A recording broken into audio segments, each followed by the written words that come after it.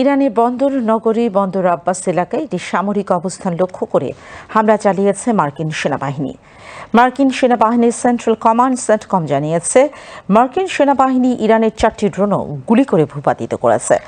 Hormuz প্রণালী এলাকায় হুমকি মোকাবেলায় এই ড্রোনগুলোকে গুলি করে ভূপাতিত করা হয়।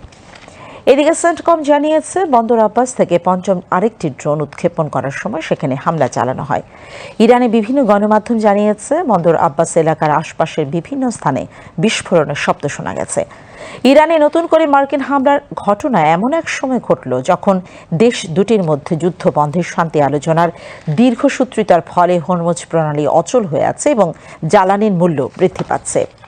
এই নিয়ে গত 3 দিনে ইরানি দ্বিতীয়বারের মতো হামলা চালানো যুক্তরাষ্ট্র জানিয়েছে, আত্মরক্ষার খাতিরে ওই হামলা চালানো হয়।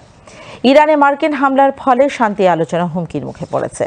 তবে যুক্তরাষ্ট্র সেন্ট্রাল কমান্ড জানিয়েছে, তাদের হামলা ছিল পরিকল্পিত, সম্পূর্ণভাবে আত্মরক্ষামূলক এবং যুদ্ধবিরতি বজায় রাখার স্বার্থে পরিচালিত। এদিকে ইরান মার্কিন হামলার নিন্দা জানিয়ে বলেছে, প্রতিটি মার্কিন হামলার জবাব দেওয়া হবে।